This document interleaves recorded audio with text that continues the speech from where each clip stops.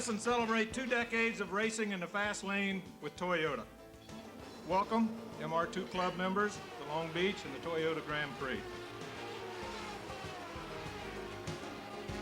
My name is Jay Spencer, and believe me, we're very happy to have you here today.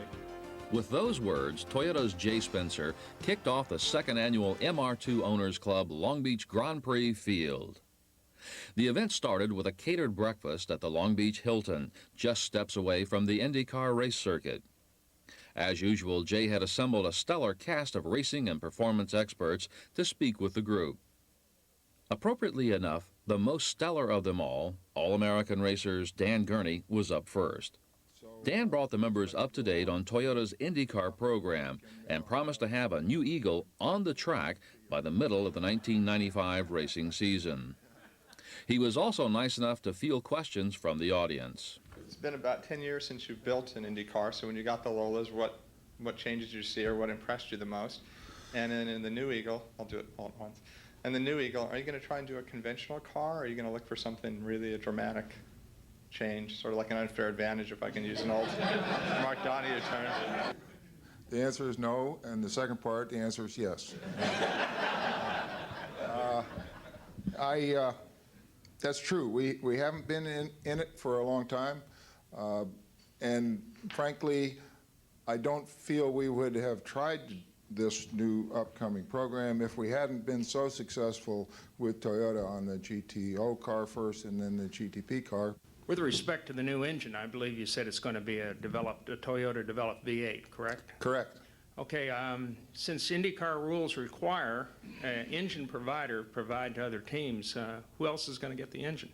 We've already had applications from other teams, but I couldn't answer that right now because I really don't know. And I'd just like to add a personal note. The first time I ever saw you drive was 1958 Riverside Grand Prix. And that turned me from a drag racer to a absolutely radical sports car guy, and I've been there ever since. So you had a lot to do with that. Well, thank you very much. Great. Well, I think you deserve a free ticket to our first IndyCar race.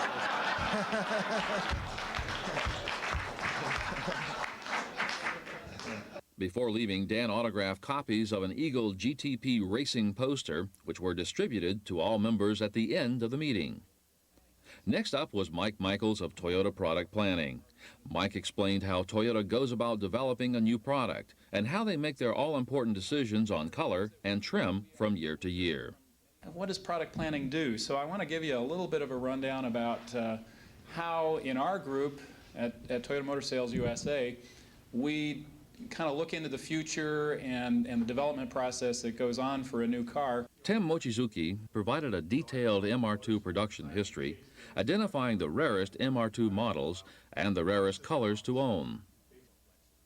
Paul Martin and Pilar Miranda are both employees of Toyota, and both are also successful MR2 racers. They prepared a basic MR2 handling guide, which was distributed to all the members, and made a brief presentation on steps owners can take to improve the handling of their MR2. As always, Yokohama Tire was represented. Clay Green and Chris Miller discussed MR2 performance tire applications. All radial tires behave very similar, whether it's a high-performance tire or a passenger car tire, and the contact patch is a kidney bean-shaped patch when the car is cornering that twists, and that defines what the slip angle is. Another longtime friend of the club, Dane Pederesi, of Pederesi Motorsports in Portland, Oregon, was on hand. And he talked about how impressed he was with MR2 quality and reliability in racing applications. Those cars still hold a great amount of enjoyment for us. In fact, we have a fleet of 4 Mark I MR2s in our stable now that we use for race rental cars. Some of his fleet of MR2s have over 14,000 hard race miles on them with no mechanical failures. MR2 owners also discovered they could take advantage of another Toyota-sponsored performance driving opportunity, Fast Lane Driving School. As the school's owner, Gary Reed, explained, students will compete in Celicas used in the Pro Celebrity race at the Toyota Long Beach Grand Prix. Once all the presentations had been made, Jay threw the floor open for a question and answer session. Is 94 the last year? Well, have you seen in the past with the Auto Week announced the death of the MR2 2 years ago?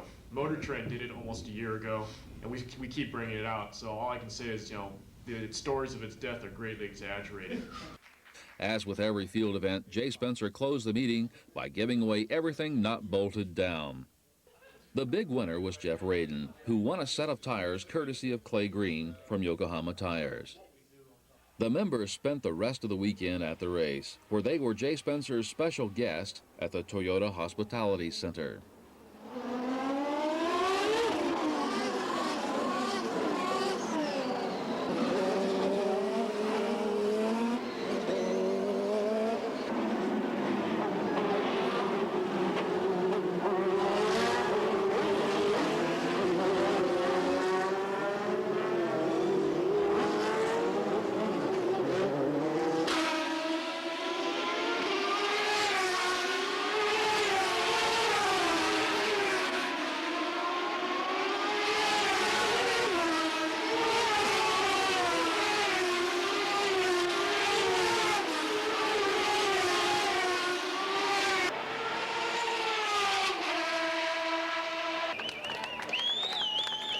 I did not think the podium was built for 8 people, but we have done it.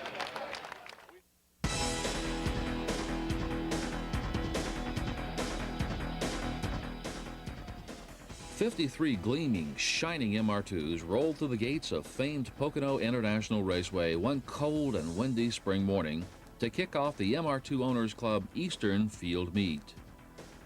This was the largest turnout ever for a field meet, and members spent the first hour or so shuttling between the free breakfast and the parking lot, where they put the finishing touches on their cars for the show and shine competition. Jay kicked off the meeting with a few brief remarks and promised the day's emphasis would be on track time, track time, track time. One guest the crowd was eager to hear from was two-time GTP driver champion Juan Manuel Fangio II. Juan told the members about a recent 12-hour race in Australia in which he competed and won driving an MR2. He also gave the group his impressions of developing Toyota's upcoming Indy car. Toyota's Sandy Lowenstein talked about how Toyota develops new products and provided a brief history of the MR2. Clay Green of Yokohama Tires made the trip east and talked to the group about performance tire aspect ratios and other handling topics. Also on hand to talk performance was Toyota Racing Development's Ricardo Rodriguez. Last up was Dane Pederesi of Pederesi Motorsports, who outlined the track activities for the day and provided a number of helpful driving tips. The group then adjourned to the parking lot to vote on their favorite cars in the show and shine.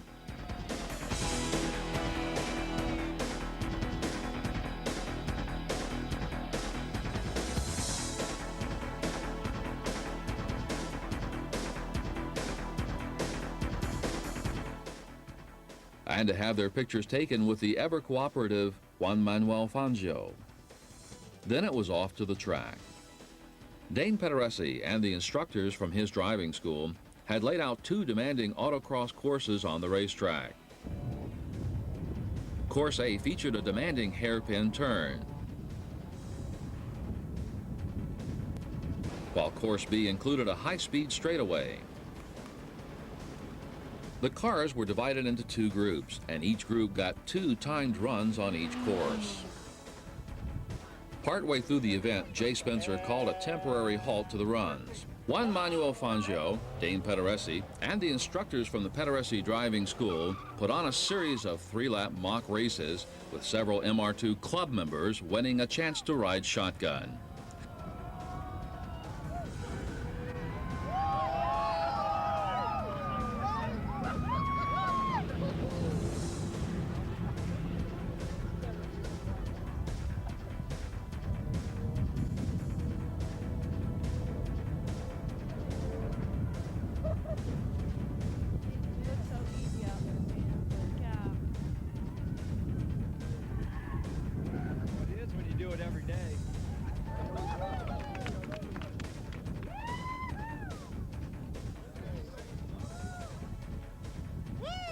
Those who rode with Juan came back saying it was an experience they will never forget. It was a mind-bending experience. I loved it. Woo! Well, what was funny is we went through the first lap, and I just made one short comment. The second lap, and he started talking to me. I said, "Well, I didn't figure you want to talk. I thought you were contrary." He said, "No, this is fun. Just talk all you want to." So we talked all the way through the third lap, and he was screaming through the whole thing. That was good. That was really good. It was an experience. You go into a turn at 80 miles an hour. Were you frightened of it? No, I was holding. White-knuckled, as you I said? was white-knuckling it, yes. But it was a lot of fun. I'm glad we did it, and it was a great day. It was a great ride, and he's a very, very good driver. Never in my wildest dreams would I ever believe I would ever get in the same car with a driver the caliber of Juan Fangio. Unbelievable. While all this was going on, Jay Spencer was pulling some strings and got permission for the group to take a few laps on Pocono's famed oval. Led by Dane Pederesi, each group got to do 3 laps, and it was a perspective you just don't get from the grandstands. The only thing left was to present the prizes. While there were winners in several different categories, the overall winner in the show and shine competition was the second generation MR2 of Gus Coram-Vokas. Fastest man on the autocross course was Matt Murray, who won a new set of Yokohama tires, once again presented by Clay Green. Was the event a success? The members who were there think so. Oh, it was just an all-around incredible day, getting out on the track, learning how the cars handle, and it's really unique to see this many MR2s in one place. It was out of this world, so we had a super day. The weather was great, it cooperated, and we hope to do this more often.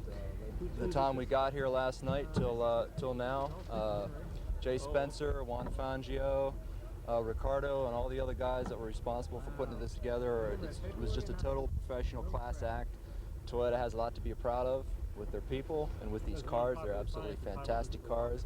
I've never driven anything that I had more fun in, and I just hope the club and the manufacturing of the car can continue. As Juan Manuel Fangio mentioned at the Pocono Field event, he recently competed in a 12-hour special race in Bathurst, Australia. Like the year before, Juan and his co-drivers took their MR2 to a first-in-class victory. Toyota's MR2 is the undisputed sports car king of Mount Panorama. The tiny 2-litre mid-engined MR2 went to Bathurst this year with a hat-trick of class wins under its belt and a finishing record second to none. In 1993, Argentinian driver Juan Manuel Fangio was the star of the MR2 show, pairing with Canberra's Rick Bates and Sydney racer Peter McKay to take not only their class, but also 6th outright. In 1994, it was the MR2 itself that was to be the star of the James Hardy 12-hour. A new MR2 model made its motor racing debut at the mountain, the MR2 Bathurst, a model born of the success MR2 has had at the mountain. Fangio was back as part of the driver lineup, partnering twin brothers Neil and Rick Bates, sponsored by Vogue magazine. Fangio came to Australia from the USA, where he's engaged in an intensive test program to look at possible Toyota entry in IndyCar racing. The team was brimming with talent. Along with Fangio, Neil Bates was hot from his win in the Australian Rally Championship at the wheel of his Celica, while brother Rick was chasing his 4th straight class win in the James Hardy 12-hour.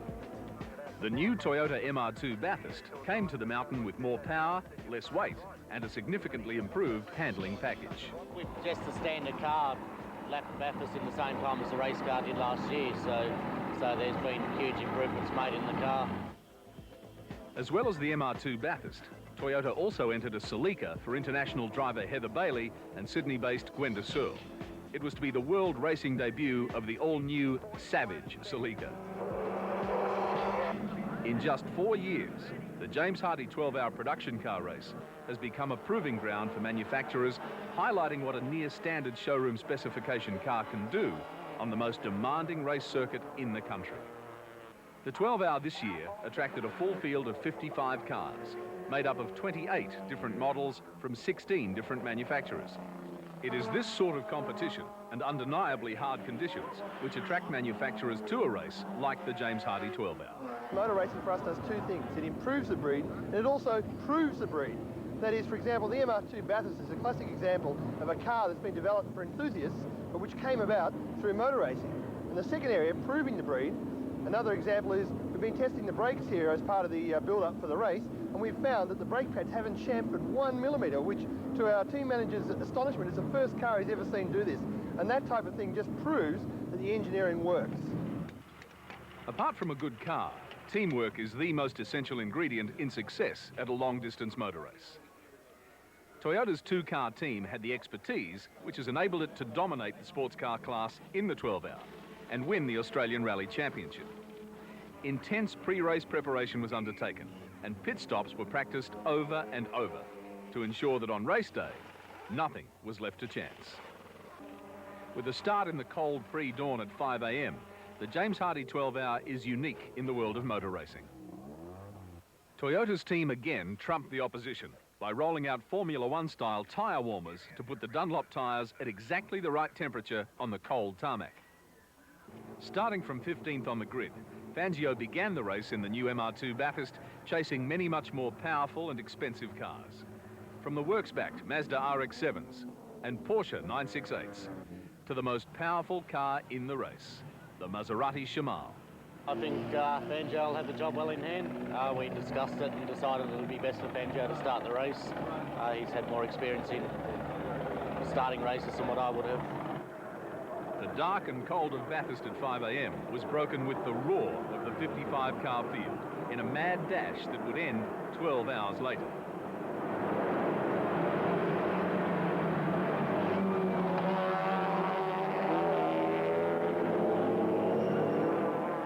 Despite the cold, racing temperatures were soon achieved, with brake discs glowing in the dark and 55 pairs of lights darting around the Mount Panorama circuit.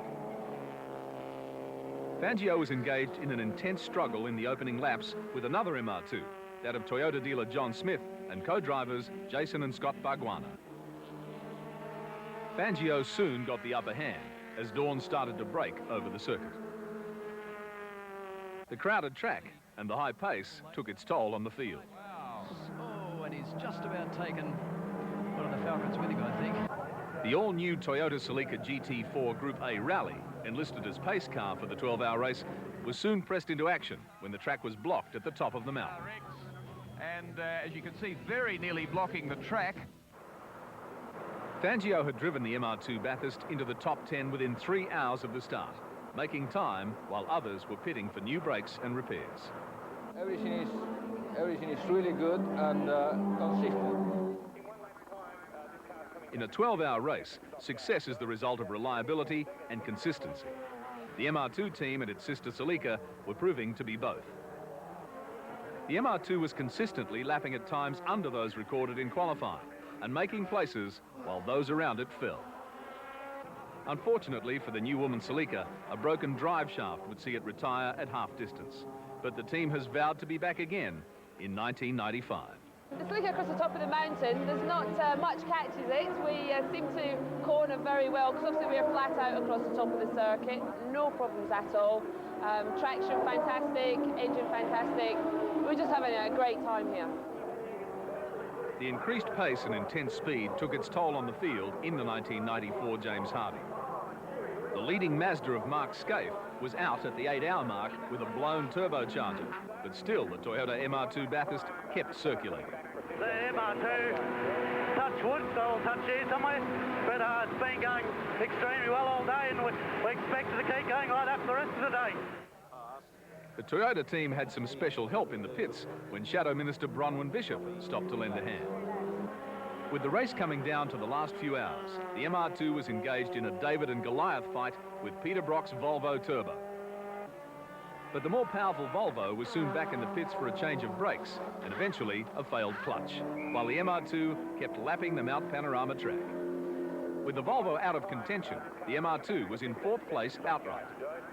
For wily team manager Ron Gillard, the closing stages are the most tense. This is the most nervous part of the race. We've got just over 25 minutes to go, and you've got everything crossed now that everything's okay. We've got a good buffer, it just all hangs together, we're right. At 5 p.m, as the winner crossed the line, the Toyota team was ready to cheer its hero home. the MR2 had once more conquered the mountain and secured its place as one of the champions of the James Hardy 12-hour. The car was really good, and the thing is, you can rely on the car. You can use the engine, you can use the gearbox, you can use the brakes, and everything will stay together. That's what really counts for a 12-hour race. Plus, I'm very lucky to be with a very experienced team, and also to be with Rick and Neil Bates. They are very good drivers and very nice cars too. One of the most remarkable feats of the MR2 Bathurst was the fact that it completed the race without a brake pad change, averaging 128.9 kilometres per hour for 12 hours and covering more than 249 laps or 1,546 kilometres around the Mount Panorama circuit. 6 laps more than their class-winning car in 1993. The car ran faultlessly once again.